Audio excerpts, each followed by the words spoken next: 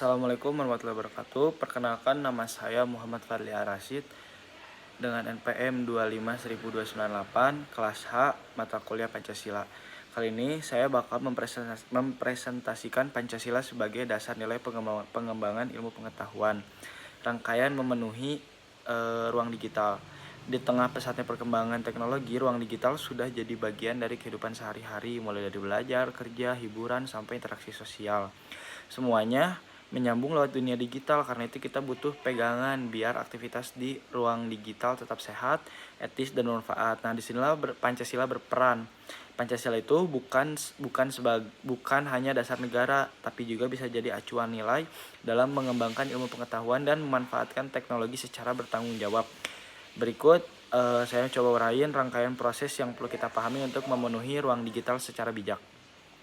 Yang pertama itu mengidentifikasi peran Pancasila dalam ruang digital. Tahapan pertama adalah memahami nilai-nilai dasar Pancasila dan melihat bagaimana nilai tersebut relevan dengan aktivitas digital. Beberapa contohnya, yang pertama itu ketuhanan yang Maha Esa, yang berarti mengajak kita jujur, tidak manipulatif, dan tidak menggunakan teknologi untuk merugikan orang lain. Yang kedua, kemanusiaan yang adil dan beradab, yang berarti mendorong sikap empati, menghindari cyberbullying, serta menghargai martabat setiap pengguna digital. Yang ketiga, persatuan Indonesia, yang berarti menahan diri dari penyebaran hoaks, ujaran kebencian, dan konten yang memecah belah. Yang keempat, kerakyatan, yang berarti mengedepankan diskusi sehat, menghargai perbedaan pendapat, dan tidak memaksakan opini. Yang kelima, terakhir, keadilan sosial, menuntut kesetaraan akses digital dan pemanfaatan teknologi yang tidak memihak atau merugikan kelompok tertentu. Dengan mengidentifikasi nilai-nilai ini, kita bisa melihat bahwa Pancasila sebenarnya yang relevan sebagai pedoman bersikap di dunia digital. Yang kedua, menjelaskan penerapan nilai Pancasila untuk ilmu pengetahuan dan teknologi. Di tahap ini, kita mulai menarik hubungan langsung antara nilai Pancasila dengan proses ilmiah dan teknologi. Contohnya, yang pertama, ilmu pengetahuan harus berkembang untuk kebaikan bersama, bukan hanya keuntungan satu pihak. Yang kedua, penelitian dan inovasi digital harus dilakukan secara transparan, etis, dan bertanggung jawab. Yang ketiga dan terakhir, data, fakta, dan informasi harus digunakan dengan bijak agar tidak memicu kerugian politik.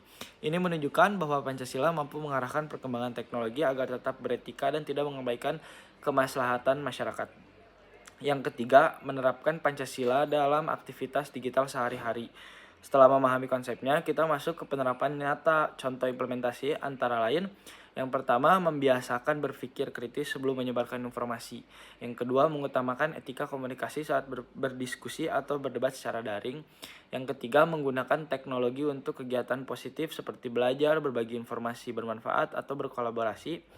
Yang terakhir, menghargai privasi orang lain dan menjaga keamanan data pribadi. Penerapan kecil seperti ini sangat berpengaruh dalam menciptakan ekosistem digital yang lebih sehat. Yang keempat, menganalisa Pancasila sebagai dasar etika ilmiah. Pancasila memberikan fondasi moral yang bisa digunakan untuk menilai apakah suatu inovasi teknologi sesuai etika atau tidak. Misalnya, apakah penggunaan AI melanggar privasi, apakah algoritma media sosial menciptakan bias tertentu, apakah informasi ilmiah disebarkan sesuai standar kebenaran, apakah teknologi memberikan manfaat masyarakat luas atau malah menciptakan ketidakadilan baru. Dengan analisa seperti ini, kita bisa menilai penggunaan teknologi tidak hanya dari sisi fungsi, tapi juga dari sisi moral dan etika. Yang kelima, mengevaluasi peran Pancasila dalam kerangka ilmiah yang etis. Tahap terakhir adalah evaluasi, yaitu melihat sejauh mana Pancasila benar-benar berperan membangun ruang digital yang etis. Dari sini kita bisa menilai apakah pengembangan teknologi sudah sejalan dengan nilai Pancasila, apakah ilmuwan, development, dan penggunaan sudah menerapkan etika yang sesuai, apakah ruang digital semakin mendukung persatuan, keadilan, dan kemanusiaan. Evaluasi ini penting agar perkembangan teknologi di masa depan tetap berada dalam jalur yang benar, yakni jalur yang berpihak pada kebaikan bangsa dan kemanusiaan. Jadi kesimpulannya yang bisa saya jelaskan, secara keseluruhan Pancasila bukan sekedar ideologi negara, tapi juga panduan etis untuk menggerakkan perkembangan ilmu pengetahuan dan teknologi. Dengan memegang nilai-nilai Pancasila, kita dapat memenuhi ruang digital dengan cara yang lebih bijak, bertanggung jawab, dan bermanfaat bagi semua. Ruang digital itu luas dan bebas, tapi kebebasan itu perlu dituntut oleh nilai, dan nilai itu bagi kita adalah Pancasila. Sekian yang bisa saya jelaskan. Terima kasih sudah mendengarkan. Wassalamualaikum warahmatullahi wabarakatuh.